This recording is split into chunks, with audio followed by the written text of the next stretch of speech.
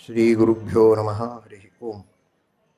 ಸೃಷ್ಟಿಸ್ಥಿತ್ಯಪ್ಯಯೇಹಾನಿಯತಿದೃಶಿತಮೋ ಬಂಧಮೋಕ್ಷಾಶ್ಚ ಯಸ್ಮಾತ್ ಅಸ್ಯ ಶ್ರೀ ಬ್ರಹ್ಮರುದ್ರಪ್ರಭೃತಿ ಸುರನರದ್ವಿಷಶತ್ರುವಾತ್ಮಕಸ್ಯ ವಿಷ್ಣೋರ್ವ್ಯಸ್ತಾಃ ಸಮಸ್ತಾಃ ಸಕಲಗುಣನಿಧಿಃ ಸರ್ವದೋಷವ್ಯಪೇತಃ ಪೂರ್ಣಾನಂದಾವ್ಯಯೋ ಯೋ ಗುರುರಪಿ ಪರಮಶ್ಚಿಂತಯೇತಂ ಮಹಾಂತಂ.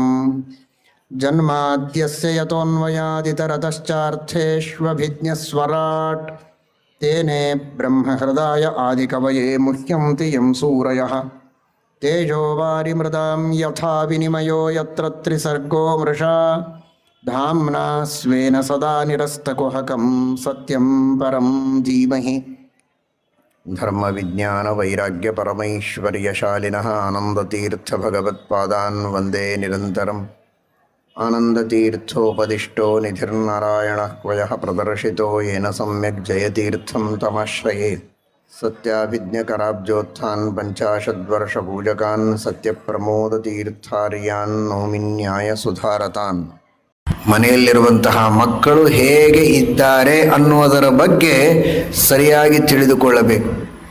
ಶಾಲೆಗೆ ಹೋಗ್ತಾನೆ, ಕಾಲೇಜಿಗೆ ಹೋಗ್ತಾನೆ ಅಥವಾ ಉದ್ಯೋಗಗಳಿಗೆ ಹೋಗ್ತಾರೆ ಮಕ್ಕಳು, ಯುವಕರು, ಯುವತಿಯರು, ಬಾಲಕರೋ ಯುವಕರೋ ಯುವತಿಯರೋ ಹೋಗ್ತಾ ಇದ್ದಾರೆ, ಬರ್ತಾ ಇದ್ದಾರೆ, ಚೆನ್ನಾಗಿ ಪರೀಕ್ಷೆಯಲ್ಲಿ ಅಂಕಗಳನ್ನು ತೆಗೆದುಕೊಳ್ತಾರೆ ಅಥವಾ ಉದ್ಯೋಗಗಳಿಗೆ ಹೋಗಿ ಬೇಕಾದಷ್ಟು ಮನೆ ತುಂಬೋ ಅಷ್ಟು, ಮನೆಯೊಳಗೆ ಸಾಲದೆ ಬ್ಯಾಂಕಿನೊಳಗೆ ಇಡೋ ಅಷ್ಟು, ಭಾರತದೊಳಗೂ ಸಾಲದೆ ಸ್ವಿಸ್ ಬ್ಯಾಂಕಿನೊಳಗೆ ಇಡೋ ಅಷ್ಟು ತರ್ತಾ ಇದ್ದಾರೆ ಎನ್ನುವ ಆ ಖುಷಿಯ ಲಹರಿಯೊಳಗೆ ತೇಲ್ತಾ ಇರಬಾರದು. ಹೇಗಿದ್ದಾನೆ ಮಗ ಅಥವಾ ಮಗಳು?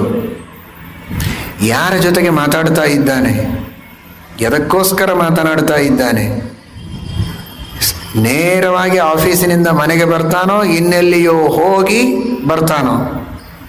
ಹೋದಲ್ಲಿ ಏನು ಇನ್ನೆಲ್ಲಿಯೋ ಹೋಗಿ ಅಂದರೆ ಪುರಾಣಕ್ಕೆ ಪ್ರವಚನಕ್ಕೆ ಹೋಗಿ ಬರ್ತಾ ಇದ್ರೆ ಬಹಳ ಸಂತೋಷ. ಅವನು ರಾತ್ರಿ 12 ಅಲ್ಲ 4 ಗಂಟೆಗೆ ಬೆಳಗ್ಗೆ ಬರಲಿ, ಪಾಠ ಪ್ರವಚನಗಳನ್ನು ಕೇಳಿ ತಪ್ಪಿಲ್ಲ, ಅದರಿಂದ ಕ್ಷೇಮವಾದೀತು.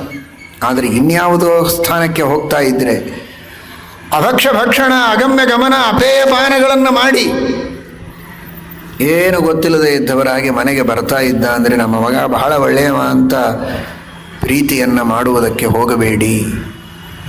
ಶ್ರೀರಾಮಚಂದ್ರನ ಸಂದೇಶ ಇದು. ಎಲ್ಲರೂ ಸರಿಯಾಗಿ ಅರ್ಥ ಮಾಡಿಕೊಳ್ಳಿ.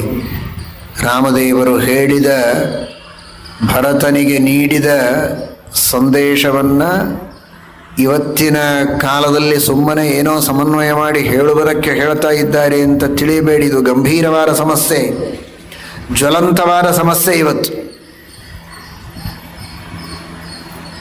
ನಿತ್ಯವೂ ಇಂತಹ ನೂರಾರು ಪ್ರಸಂಗಗಳನ್ನು ಕಣ್ಣಾರೆ ಕಾಣ್ತೇವೆ, ಕಿವಿಯಾರೆ ಕೇಳ್ತಾ ಇದ್ದೇವೆ. ನೀವು ಕೇಳ್ತಾ ಇದ್ದೀರಿ, ಕಾಣ್ತಾ ಇದ್ದೀರಿ.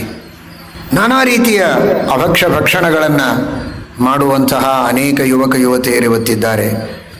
ಉತ್ತಮವಾದ ಕುಲದಲ್ಲಿ ಸಂಪ್ರದಾಯದಲ್ಲಿ ಹುಟ್ಟಿ ಬಂದು ಇಂತಹ ಕಾರ್ಯವನ್ನು ಮಾಡ್ತಾ ಇದ್ದಾರೆ.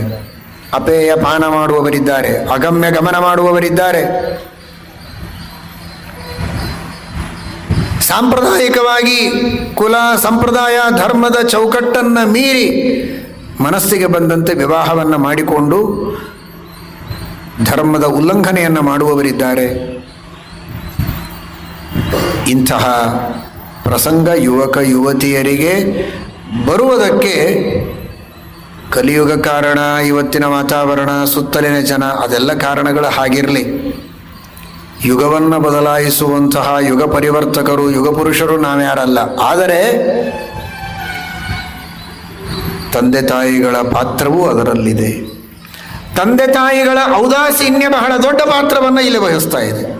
ಪ್ರೋತ್ಸಾಹನೆ ಅಂತೂ ಬಹಳ ದೊಡ್ಡ ದುರಂತ. ಬಹಳ ಜನರಲ್ಲಿ ಅದಿಲ್ಲ ಅಂತ ಭಾವಿಸ್ತೇನೆ. ಪ್ರೋತ್ಸಾಹನೆ ಕೊಡದಿದ್ದರೂ ಉದಾಸೀನರಾಗಿದ್ದದ್ದು ಮಾತ್ರ ಬಹಳಷ್ಟಿದೆ. ಹೋಗಲಿ ಬಿಡು, ಓದ್ತಾರಲ್ಲ ಸಾಕು, ಏನಾದರೂ ಮಾಡಲಿ, ಎಲ್ಲಿಯಾದರೂ ಮಾಡಲಿ. ಅವನು 100ಕ್ಕೆ 100 ಅಂಕಗಳನ್ನು ತೆಗೆದುಕೊಳ್ತಾನೆ ಅಂದರೆ ಸಾಕು. ಇನ್ನುಳಿದದ್ದು ಏನಾದರೂ ಮಾಡಲಿ, ಬಾರಾಕ್ ಹೊನಿ ಮಾಫ್, ಏನು ತಪ್ಪು ಮಾಡಿದರೂ ಅಡ್ಡಿ ಇಲ್ಲ. ಈ ಔದಾಸೀನ್ಯ ಬೇಡ. ಸ್ವತಃ ನೀವು ಗಮನಿಸಿ, ಯಾವ ಕಂಪನಿಯಲ್ಲಿ ಕೆಲಸ ಮಾಡ್ತಾನೆ, ಯಾವ ಆಫೀಸಲ್ಲಿ ಕೆಲಸ ಮಾಡ್ತಾನೆ, ಯಾವ ಶಾಲೆಯಲ್ಲಿ ಕಾಲೇಜಿನಲ್ಲಿ ಓದ್ತಾ ಇದ್ದಾನೆ, ಅಲ್ಲಿರುವಂತಹ ಅನೇಕ ಜನ ಸಜ್ಜನರಿಗೆ ಹೇಳಿಡಿ, ಕಂಡಿಡುವುದಕ್ಕೆ ಹೇಳಿ, ಹೇಗೆ ಮಾಡ್ತಾನೆ, ಅವನ ವರ್ತನೆ ಹೇಗಿದೆ, ಚಾರಿತ್ರ್ಯವಂತನಾಗಿದ್ದಾನೋ ಇಲ್ವೋ, ಅಧ್ಯಯನವನ್ನು ಸರಿಯಾಗಿ ಮಾಡ್ತಾನೋ ಇಲ್ವೋ, ಧರ್ಮದ ಚೌಕಟ್ಟಿನಲ್ಲಿದ್ದಾನೋ ಇಲ್ವೋ ಅನ್ನೋದನ್ನು ಗಮನಿಸಿ, ಬರೇ ಗಮನಿಸಿ ಇನ್ಫಾರ್ಮೇಷನ್ ಇಟ್ಟುಕೊಳ್ಬೇಡಿ. ತಪ್ಪಿದರೆ ತಿದ್ದಿ, ಬುದ್ಧಿವಾದವನ್ನು ಹೇಳಿ, ವಿದ್ವಾಂಸರಿಂದ ಬುದ್ಧಿವಾದವನ್ನು ಹೇಳಿಸಿ, ಯತಿಗಳಿಂದ ಹೇಳಿಸಿ. ಎಲ್ಲದಕ್ಕೂ ಮೇಲಾಗಿ ಬುದ್ಧಿವಾದವನ್ನು ಹೇಳುವಂತಹ, ಬುದ್ಧಿಯನ್ನೇ ಪ್ರಚೋದನೆ ಮಾಡುವ ಭಗವಂತನಲ್ಲಿ ಪ್ರಾರ್ಥನೆಯನ್ನು ಮಾಡಿ, ಅವನಿಗಾಗಿ ಗಾಯತ್ರಿಯ ಜಪವನ್ನು ಮಾಡಿ, ಅವನ ಬುದ್ಧಿ ಸನ್ಮಾರ್ಗದಲ್ಲಿ ಬರುವಂತೆ ದೇವರು ಪ್ರೇರಣೆ ಮಾಡಲಿ ಅಂತ ವಾಯುದೇವರಿಗೆ ಪ್ರಾರ್ಥನೆಯನ್ನು ಮಾಡಿಕೊಳ್ಳಿ.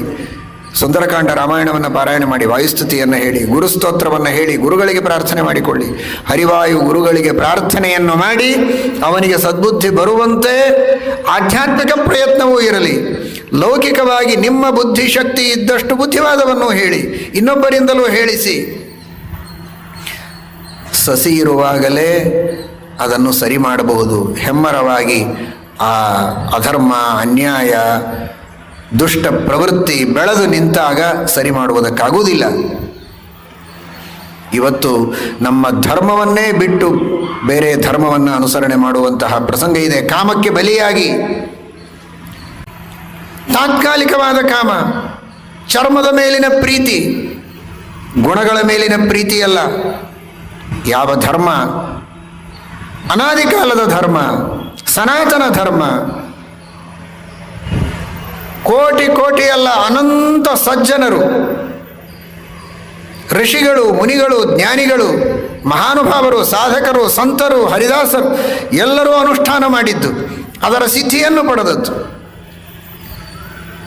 ಅಂತಹ ಧರ್ಮವನ್ನು ಕಾಸಿನ ಕಿಮ್ಮತ್ತು ಇಲ್ಲದೇ ಇದ್ದಂತೆ ತಾತ್ಕಾಲಿಕವಾದ ಚರ್ಮದ ಪ್ರೀತಿಯಿಂದ ಕಡೆಗಣಿಸಿ ಕಾಲ್ಕಸ ಮಾಡಿ ಹೋಗುವಂತಹ ಮೂಢಾತ್ಮರಿದ್ದಾರೆ. ಅಂತಹ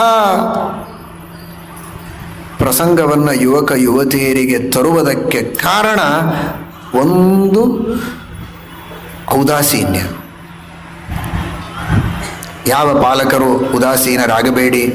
ನೀವು ಬಹಳ ಚೆನ್ನಾಗಿದ್ದೀರಿ ಅಂತ ಸುಮ್ಮನಿರಬೇಡಿ. ನಿಮ್ಮ ಮಕ್ಕಳು ಚೆನ್ನಾಗಿದ್ದಾರೆ ಅಂತ ಸುಮ್ಮನಿರಬೇಡಿ. ನಿಮ್ಮ ಗೆಳೆಯರು, ಇಷ್ಟರು, ಮಿತ್ರರು, ಬಂಧುಗಳು, ಬಾಂಧವರು, ಹೆತ್ತ ಮಕ್ಕಳು ಮಾತ್ರ ಮಕ್ಕಳು ಅಂತ ಭಾವಿಸಬೇಡಿ. ಸುತ್ತಮುತ್ತ ಇದ್ದವರೆಲ್ಲ ಸಜ್ಜನರೆಲ್ಲ ಮಕ್ಕಳೇ ಅಂತ ಭಾವಿಸಿ, ನಿಮ್ಮ ಮಕ್ಕಳ ಬಗ್ಗೆ ಇನ್ನೊಬ್ಬರಿಂದ ತಿಳಿಯುವಂತೆ, ಇನ್ನೊಬ್ಬರ ಮಕ್ಕಳ ಬಗ್ಗೆ ನಿಮಗೆ ಕಂಡಾಗ ಅವರಿಗೂ ತಿಳಿಸಿ, ನೀವು ಉಪದೇಶ ಮಾಡುವುದಕ್ಕೆ ಸಾಧ್ಯವಾದರೆ ಮಾಡಿ.